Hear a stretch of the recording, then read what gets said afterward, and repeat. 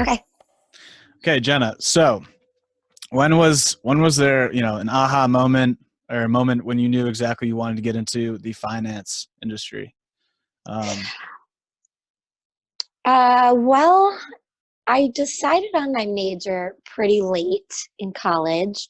So I went how late we to Temple talking? University third year, and Junior I year. actually, Wow. yeah, so I ended up doing 5 years to get my bachelor's. Oh, that's pretty normal though. To be honest, yeah, to be honest with you, I had a lot going on. I was working while I was in school, doing internships and all that.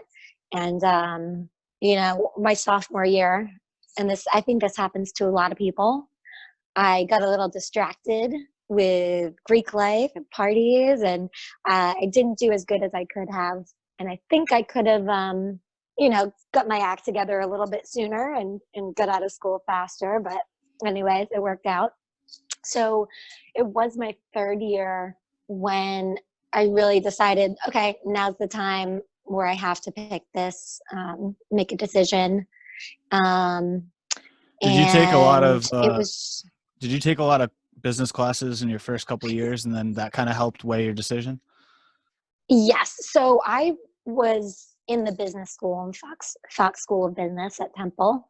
So from the start, I knew that I wanted to go into business and get a business degree, but I wasn't sure exactly what major I wanted. I had originally thought of accounting because I had taken accounting courses in high school, actually, and I Oh, really liked it. I did really well at it, and I had a really great teacher. And um, but as you have to take a couple of accounting classes just for your business degree.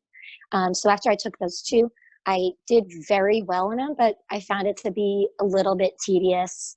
Um, yeah. and, I Yeah. didn't think it was something that I wanted to do forever. Yeah. So I had also taken finance classes, um, an insurance class, In all your different first types couple of, of years.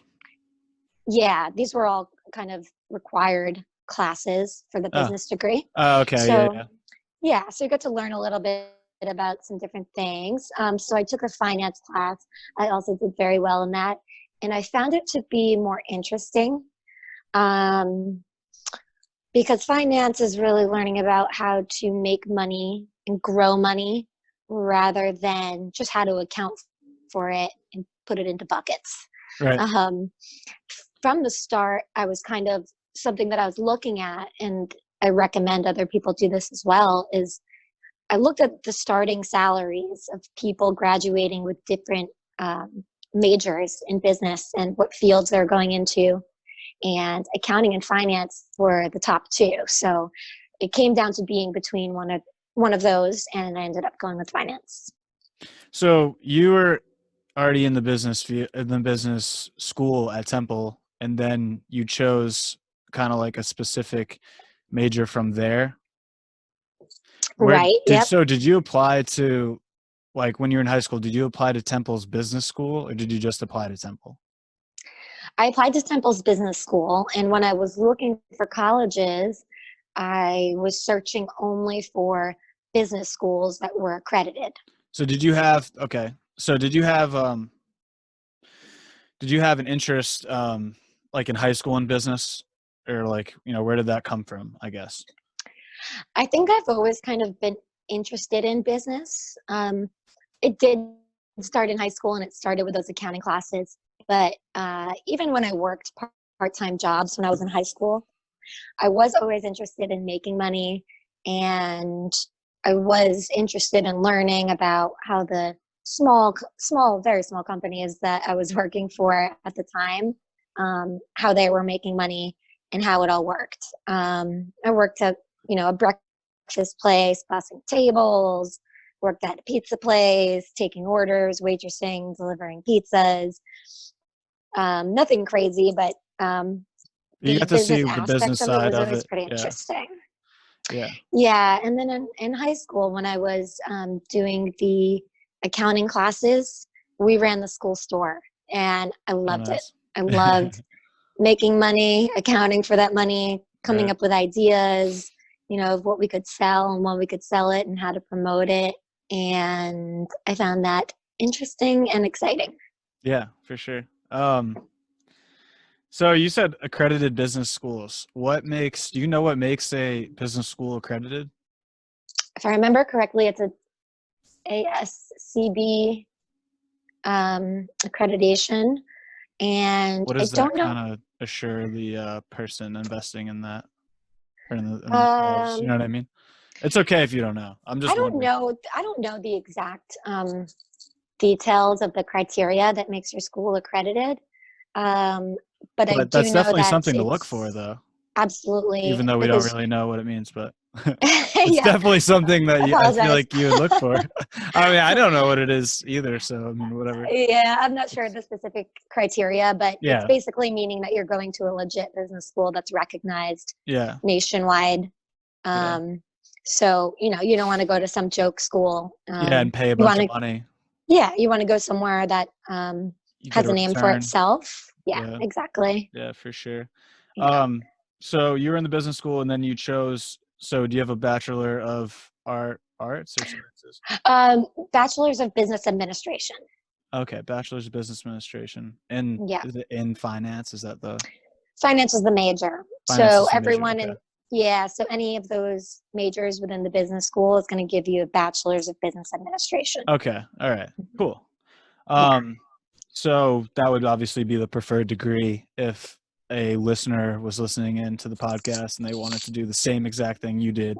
That would be Mm-hmm. the best route to take, is that the Bachelor's of Business Administration with the major in finance, or the focus in finance.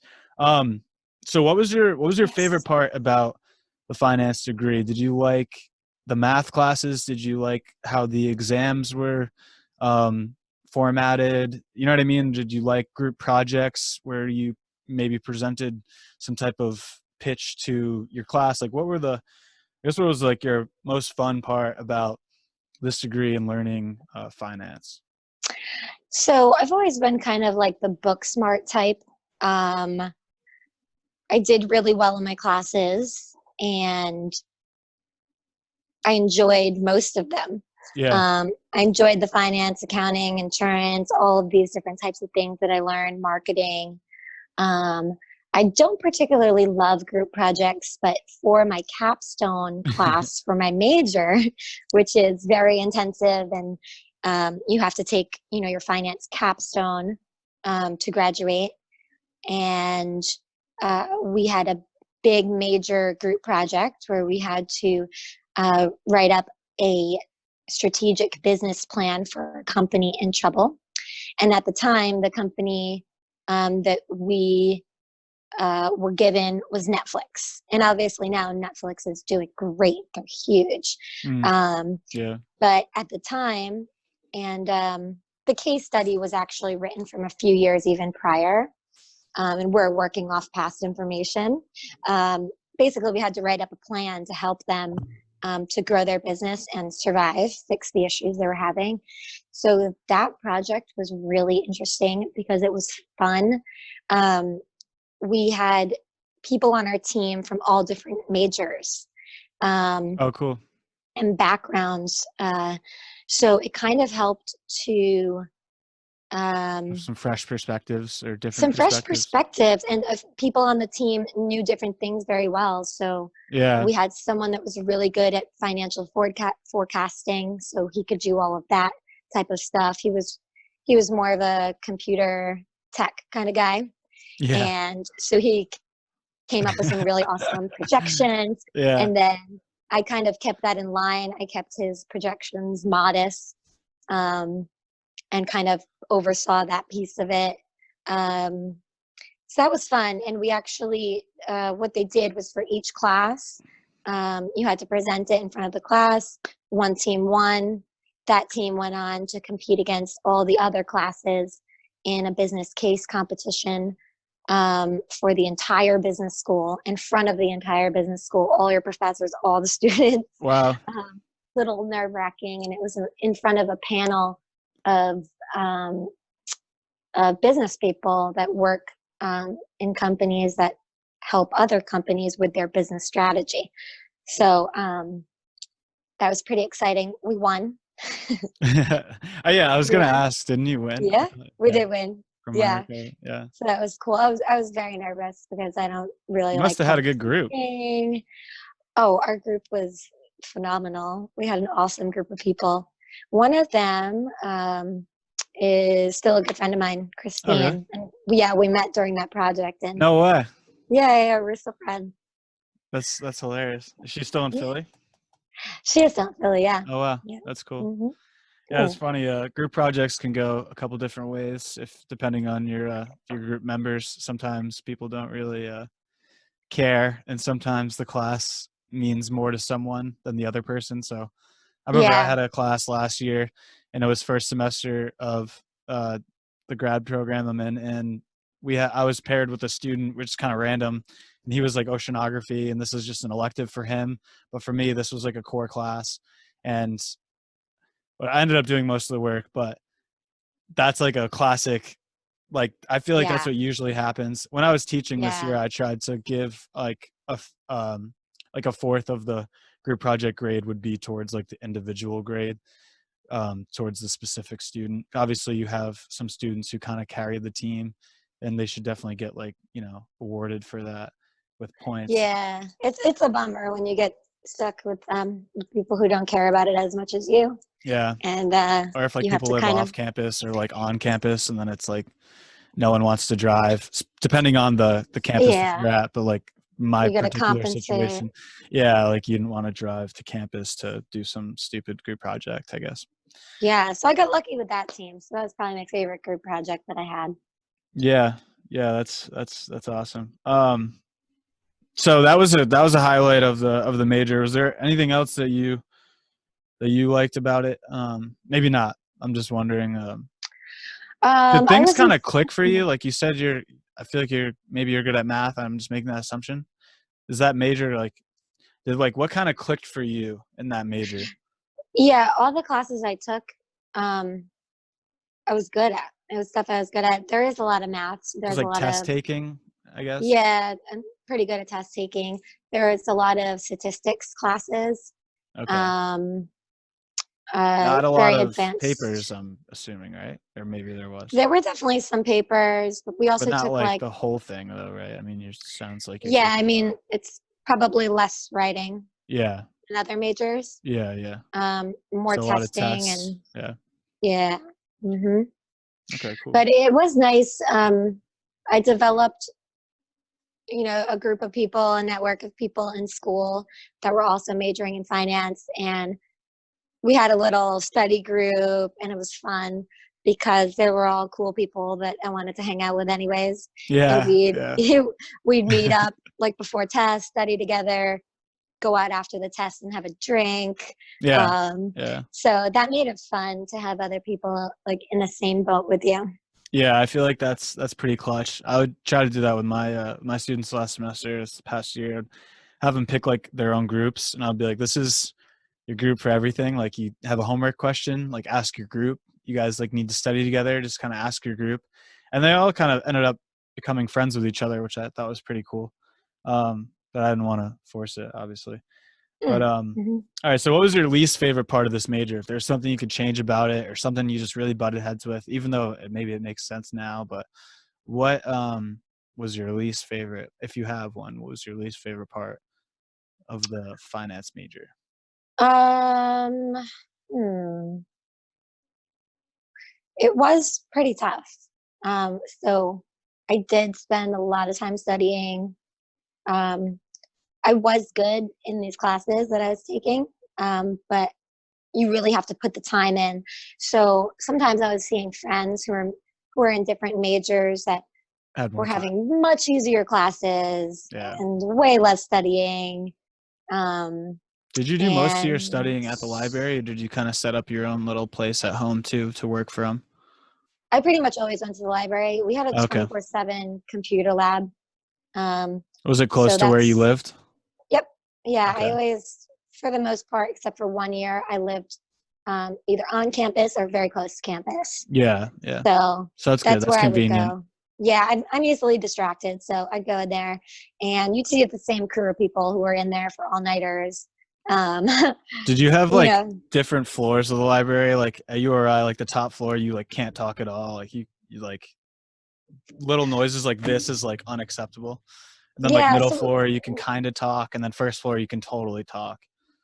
yeah, so it was a little bit different. So when I first started at Temple, there was one computer lab, and then they expanded and opened a really awesome, like state of the art computer lab that was huge.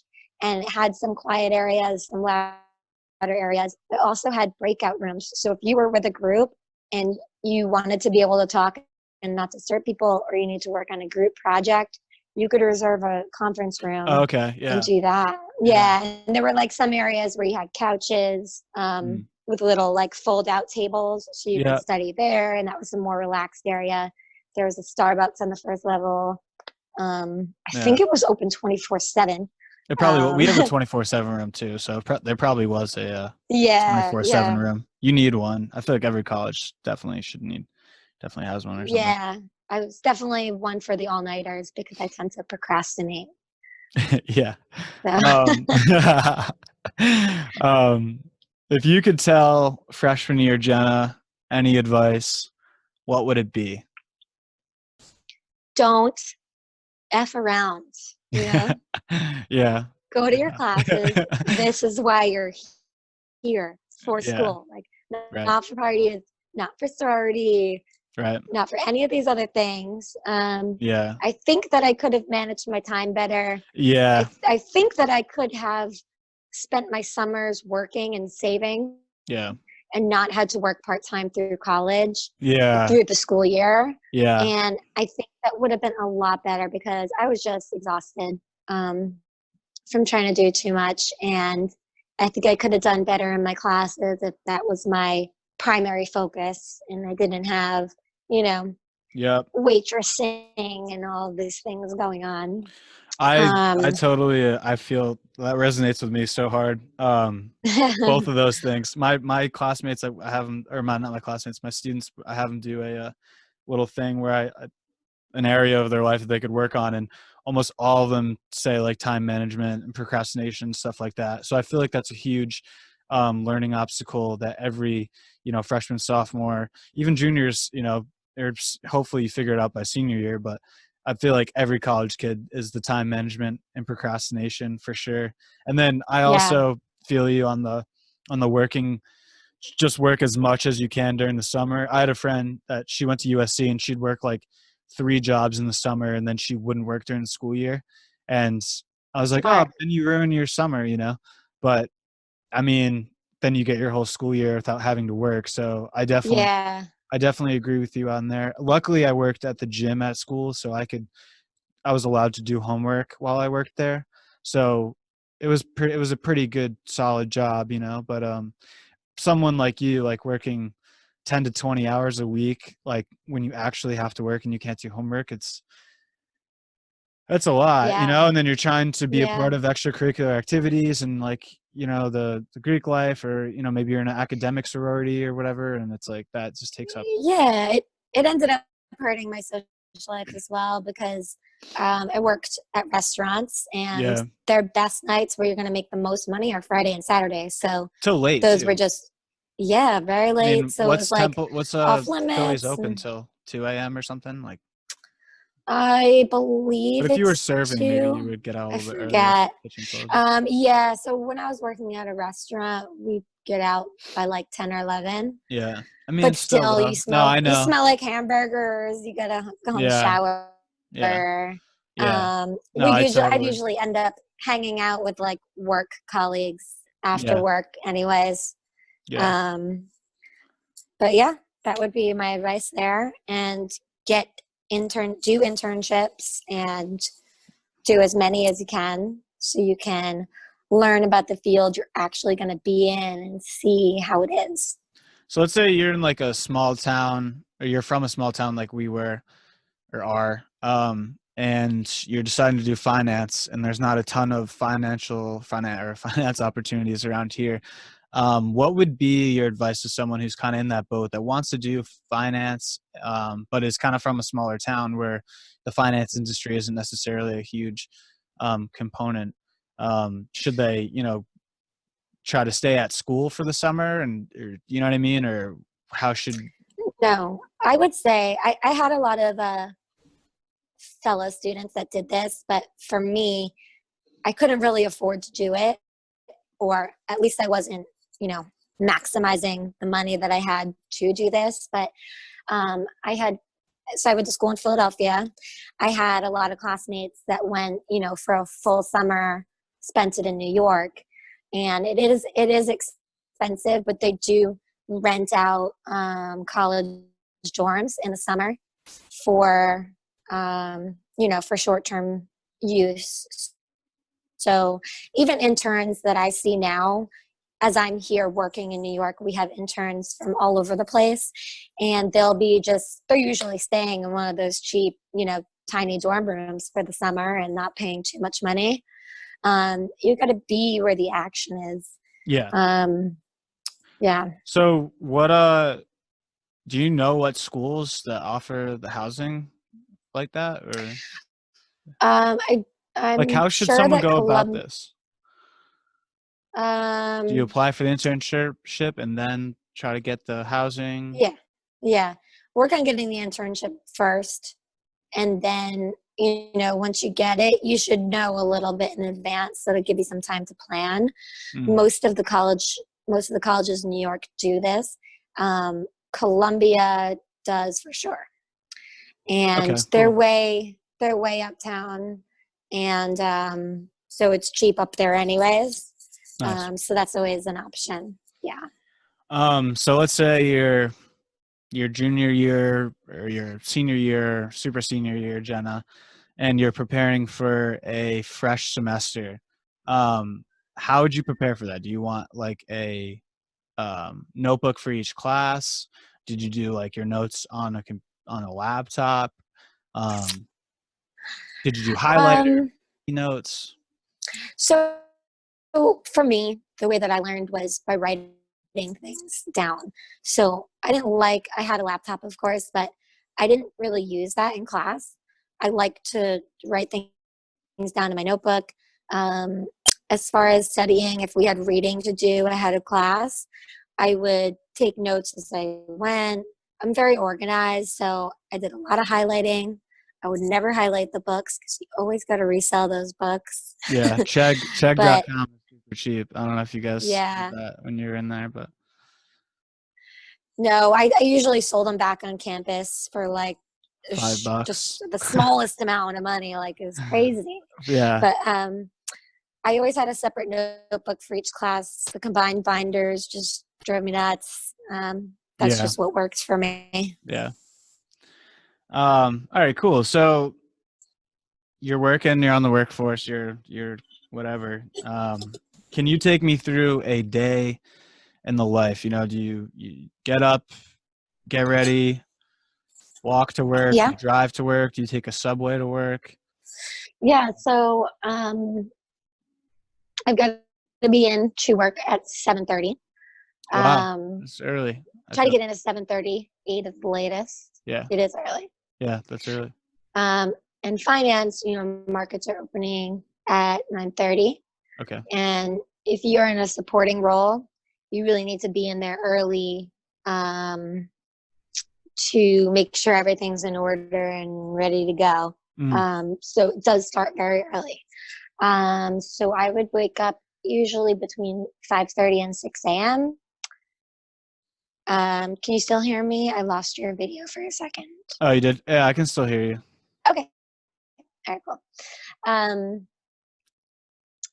Wake up around 5:30 or 6. Are you still there? Yeah, I don't know why it keeps doing that. But just I'll yeah, just ignore it if you can yeah, still hear me. yeah.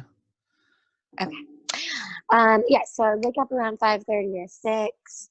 I do transcendental meditation. So I meditate for 20 minutes twice a day. So once is in the morning, once is in the afternoon or evening. So I'd wake up, do my meditation, get all the animals fed and taken care of, get the dog walked, get ready for work.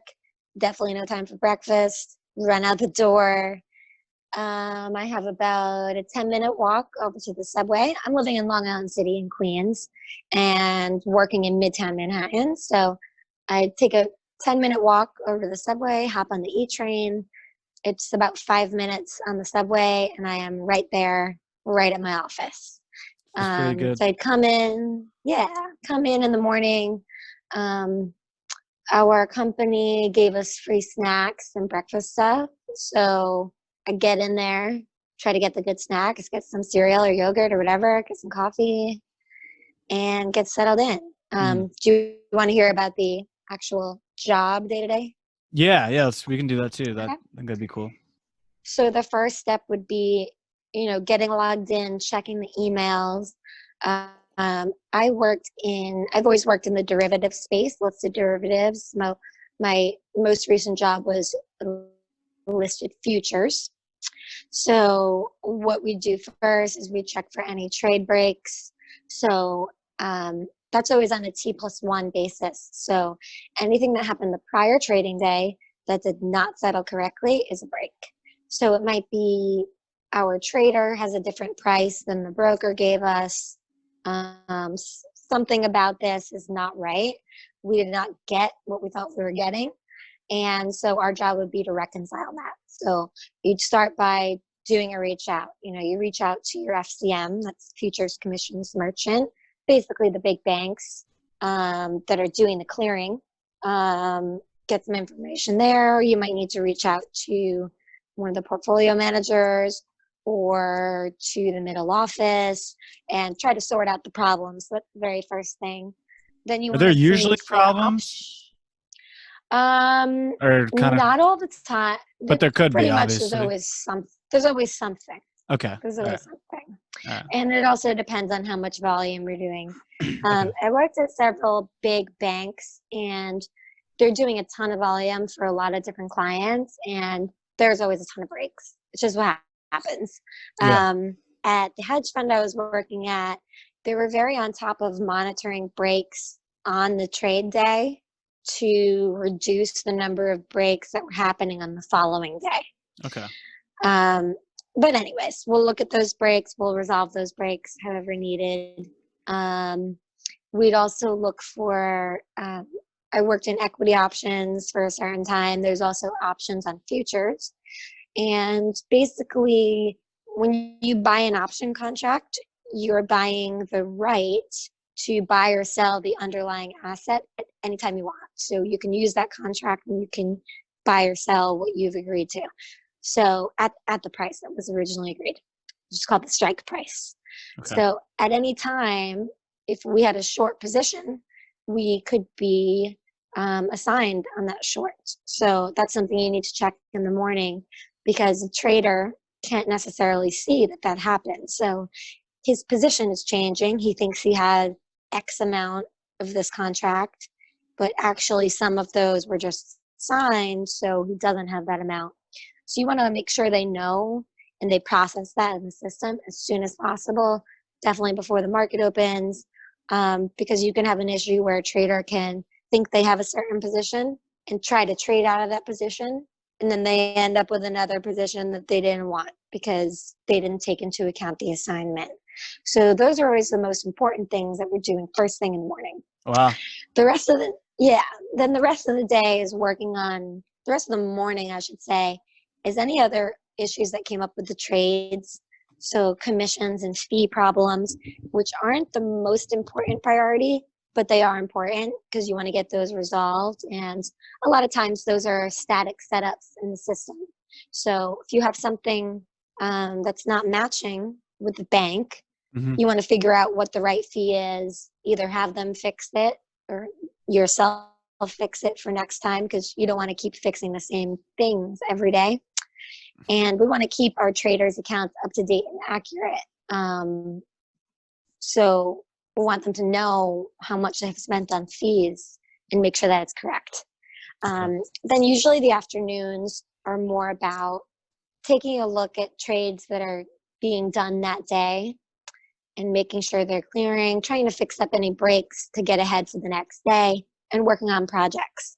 So sometimes projects are assigned. Sometimes you have your own little pet projects that you've just created, things that you want to work on. So you can spend some time doing that in the afternoon. And then towards the end of the day, just end of the day cleanup. You get random questions throughout the day as well, from the banks, from the brokers, from the traders, from the middle office, from everywhere. It seems So pretty some hectic. days it's very hectic. It's very hectic. So sometimes you're just putting out fires all day and dealing Yeah. with the incoming stuff. Yeah. And then sometimes you have time to work on other things, like projects, more long-term goals. An average day would end, I'd usually be out of there by 6.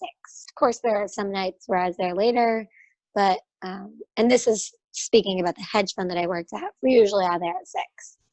Wow. So almost, what was it, like 10 and a half hours? 7:30 to Yeah, 6, something like that. yeah, That's a long time. yeah. Yeah. And a busy Long day. day. Yeah, it's a long. Yeah, even lunch, like you go get lunch and you bring it back to your desk and you eat lunch while you're working. Yeah. Yeah. Like it's okay once in a while to take a lunch break, but not all the time. You're kind of expected to Yeah. be there. Like Yeah. you leave for 20 minutes to go get your food and you come right back. Come back. Do you Yeah. talk to people? Is it kind of interactive? Or are you kind of like by yourself in Um, your own little cubicle? you're usually together in like a group of cubicles without big barriers, so you can kind of see each other, the Okay. people on your team. So that's kind of cool, I But it kind of guess. varied from, yeah, it varied from firm to firm. So Yeah. my last company was that I was with, people were kind of more quiet. I think Mm-hmm. that everyone is really busy, but Yeah. also like not super friendly with each other. Right. Right. And then I've worked at other companies where everyone's buddy and Yeah. wants to get drinks after work, wants to pick up lunch with It's you. pretty funny how that Um, is. Like, yeah, it just uh, like depends on, it's I cultural. yeah, for sure. I interned for Smith my junior year summer, and everyone who worked for them was either like a semi-pro snowboarder or surfer. So it was just like I'm just meeting a bunch of guys. It was mainly guys I worked with that were pretty much just like me, like same interests, Yeah, like super chill. Like I don't know, it was a really fun. It was definitely my most fun internship, for sure, that sounds pretty cool. because of the environment. Like Yeah, you meet it someone and makes you a big guys have the difference. same interests, so you don't have to like, which I feel like some companies, there's kind of different people and you're not going to get along with everyone like they're your friend that you would hang out with outside of work, I guess. You know what I'm saying? Right. And you have to understand also, it depends what industry you're in. Yeah, for sure. So if you're in finance, accounting, law, Yeah. it's a more conservative atmosphere. You have to dress conservative and you're expected to act conservative as well. So you really have Right. to focus on being professional. Where if you're in a different type of industry, you might be kind of freer to be a little bit more casual and relaxed and be a Yeah. little bit more like yourself Right. Right. without having to have that filter on. Yeah. So it Definitely something varies to by take into industry and by consideration, I company. guess. Yeah, for sure. Um, so the office life, kind of like, yeah, you kind of already talked about that. And is this is this type of job COVID free? Because it COVID proof. Can you work from home, or if you really had to, or is it kind of like you're out of a gig if there's a pandemic or something? Well, that's kind of a tough one in finance, right? So um, the market's been very volatile Uh huh. during this whole time. In February, we were at all-time highs, and it's dropped off a lot since then, obviously. Yeah. Um, but whenever you have volume, you have trading volume, whether the market's up or down, you have people that are going to be trading, buying and selling in that environment, depending on what their own goals are. So um, it's not like the place is going to shut down because of something like this. And everyone now all the finance people, they're all working from home. And for a long time, a lot of companies were very reluctant to roll that out. Mm, And I think that they're kind of paying for that now. If they didn't right. invest in good remote connection technology, they're kind of forced to now, and people weren't quite prepared for it. Yeah. Yeah. Seriously. So, like they should have been. We've had enough disasters and hurricanes and Yeah. blackouts and whatever that everyone should be prepared for this. But now they're forced to be prepared. So, in the future, I think that should be smoother. But I Yeah. wouldn't say that it's COVID proof. It's not disaster proof, because depending on the positions that your company has, you could lose a lot of money on some positions that you have on some trades. So if that happens, they may be forced to lay people off. Mm, And I've always been in the operations and client service space, and that is a cost center, not a revenue center, meaning their goal is to keep costs down in that area. So if there's cuts, like big cuts to save money, you're going to start cutting from there a lot of times.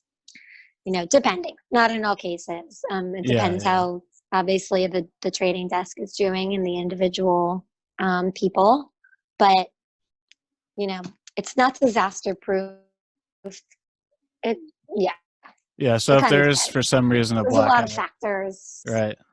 You need the internet, right? Yeah, so You need these internet companies connection. have backup.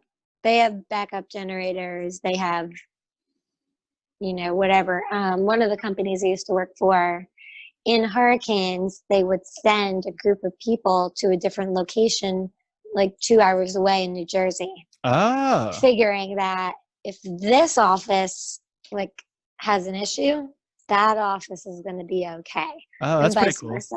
Yeah. Yeah, so they had people kind of spread out, Mm. and that was their way of kind of dealing with the variability of like not knowing where it was going to get hit hardest.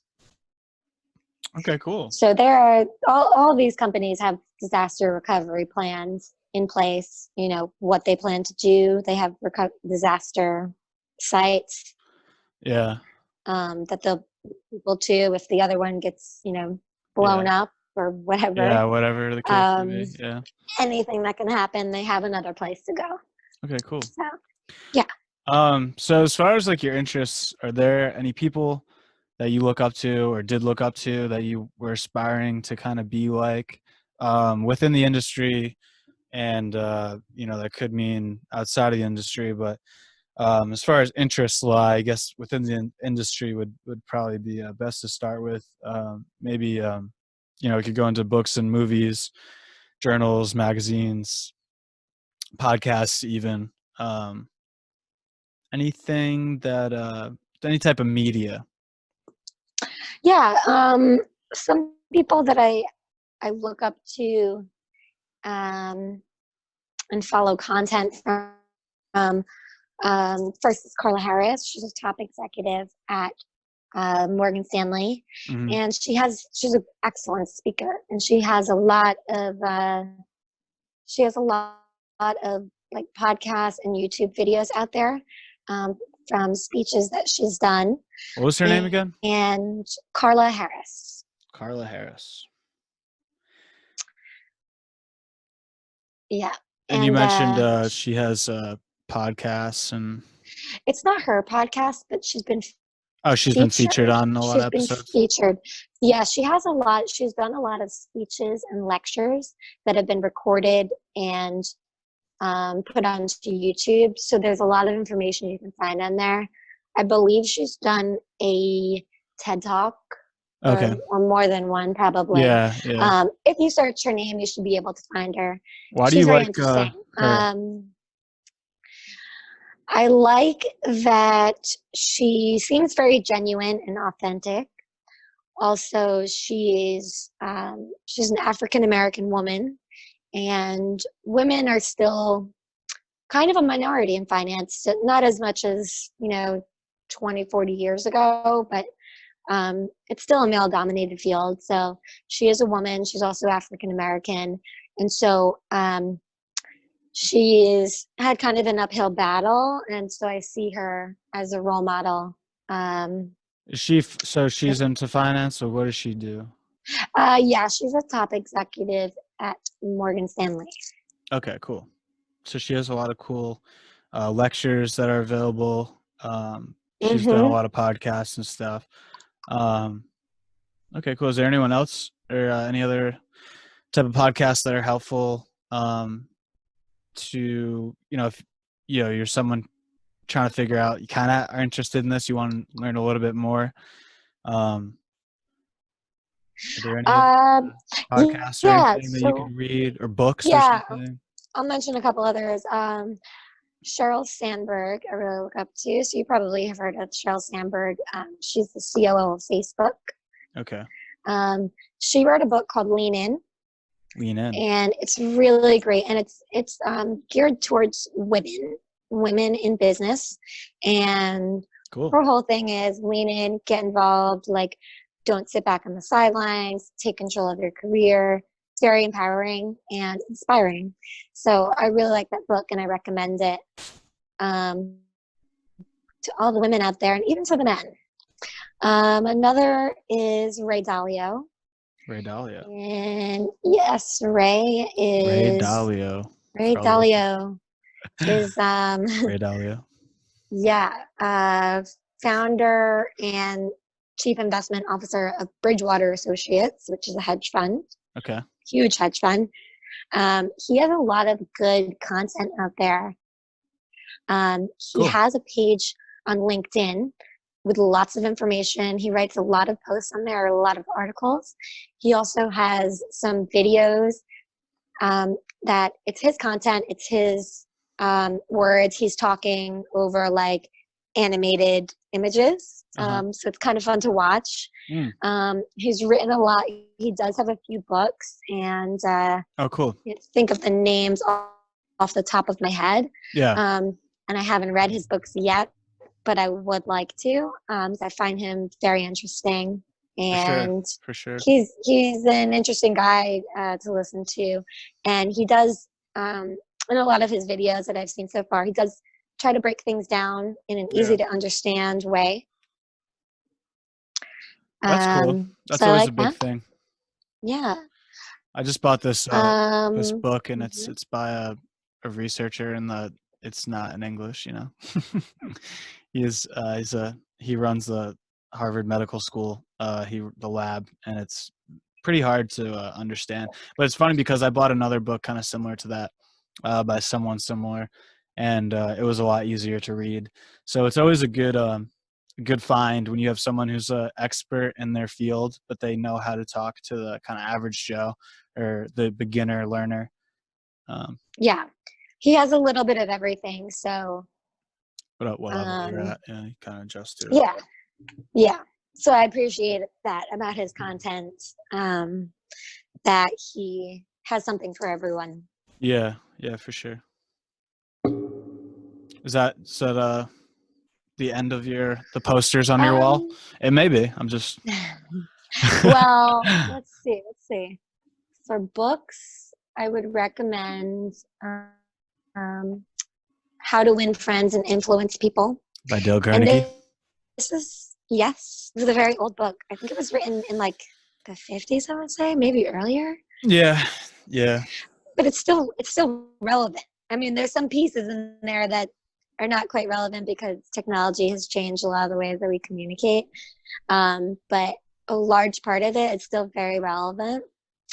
So I recommend that book. Dale Carnegie, OG. Yeah. If you're interested in finance, Liar's Poker is a really interesting book. Liar's Poker. And yes, so that's based on a true story of the first mortgage desk. And it's really interesting because what they started at that time is what kind of progressed and eventually led to the financial crisis in 2008, the mortgage market. Wow. So it's interesting. And this was written. There's a movie on that, isn't there? There is The Big Short. Okay. I definitely recommend watching that movie because also it does break it down for anyone, even if you're not in finance, to kind of understand. Mm, And they do little breaks in there where they try to explain to you in the book. certain concepts. This actually is in the Big Short movie. Oh, okay. In the movie. They explain certain concepts to you in a way that's easier for anyone to understand. Cool. So you can kind of follow along and understand. And obviously, there's a lot more that goes into it. And this is a movie that's for entertainment, but there's a lot of educational value in there as well. Absolutely. So I'd Cool. recommend that. Yeah, Yeah, I've been meaning to watch that movie too. It's on my big list of movies to watch. Um, so that's a good one. yeah. As far as the future, you said you were in the position that you had was you worked with clients, right? And so I've been in various roles between investment banks and hedge funds. Uh-huh. One role I was in at a bank was in client service. Yes. Okay. So it's like, is there a specific position that you're kind of chasing to ultimately get to down the line? Is there like a ladder that you climb, or is it kind of like you know what I mean? Yeah, it depends. I'm kind of open to a few different avenues right now. Mm-hmm. If I were to go back to a job that's in client service, Mm-hmm. it would be a management role, obviously, Okay. because I'm now very senior. The next step from there, if it's not sticking within a management capacity, would probably be sales. I'm not sure that I have the right temperament for sales and personality type. I'm not a It's pushy tough. Yeah. salesperson. Yeah, I mean, you don't ever want to have to do something that's so against your actual nature and your Yeah. personality Right. that you're not going to feel comfortable doing the job, or you're not going to be able to really excel in it and enjoy it. I'm thinking lately that I'm kind of leaning towards fintech. Okay. So fintech, you might have heard of it. It's basically any kind of like technology and automation related to financial services. So in the past 40 years or so, the landscape of finance and markets has changed so much as far as the way that it's just operating. If you've seen really old movies like Wall Street, first one, Mm-hmm. or that movie Trading Places with Eddie Murphy, great movie. You'll see, it's what you envision when you hear about trading in the stock markets. You think that, there's all these guys down on the floor in the pits yelling bids and offers and all the commotion. And the truth is that nowadays, over 90% of all trades are not done on the floor like that. Oh. They're done electronically.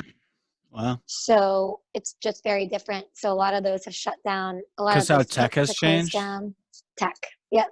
It's all moving electronic. And it makes sense why it is, because Yeah. what you see when you're working there is where you have problems with trades, you have trade breaks and things go wrong. It's on those voice trades. It's on the one where your trader's picking up the phone and calling a sales guy, and then he's executing and something goes wrong. He quotes something wrong. He hears something wrong.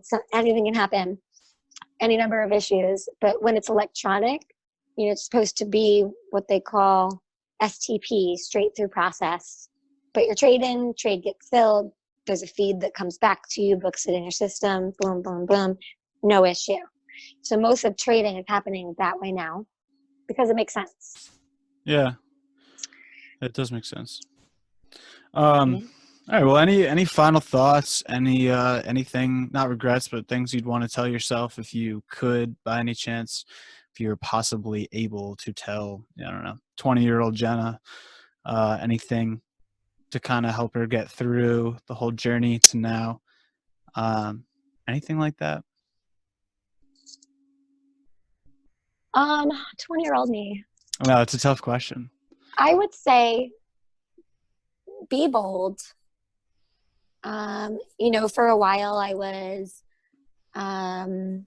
not super confident in my own abilities, which I think a lot of people face when they're first starting out Yeah. in any career, because you just don't know as much as the other people around you. Yeah. But ask questions, be bold, don't be afraid, speak up, share your ideas, and ask for what you want. Ask for what you want, because if you don't ask, the answer is always no. Yeah. Ask for what you want and kind of visualize it too. I feel like to take those Yeah. first steps, because you can't, I don't know. I feel like you just got to start somewhere, right? You want a raise, you want a promotion, you want a project, you have to ask for it, and you have to fight for it. Yeah. I always feel like personally when I have to say things like that, I feel kind of like embarrassed or something, or I don't Me too. but it's not like that at all though. Like, it's just, this is what you want and you got to just go after it and be able to say it out loud too. I think that's a big thing, because a lot of times I have something that I want to do or whatever, and I get scared about saying it out loud because I'm kind of scared about what people may think. But yeah, you kind of lack the confidence, or you're not sure if you deserve what you want. Yeah, or maybe you're not surrounding yourself with the right people who are really kind of supporting you in your dreams and your goals, whatever that may be. So, all right, cool, Jenna. Well, hey, thank you so much Welcome. for coming on the Career Curiosity podcast, coming at you live from COVID. I love your podcast, and I love listening to podcasts. So I'm very excited when new ones pop up that are interesting, and I think it's really great that you're putting something out there that can help students and young professionals kind of learn more about career paths that they want to go on, or how to succeed, or where they are. So I'm very happy to be a part of it, and I hope that this podcast can help other people on their journey. Oh, Jenna, so sweet. My sister, for everyone who doesn't know. She's very sweet. All right, Jenna, well, thanks. I'll talk to you. Okay, thanks, Josh. Bye. Bye.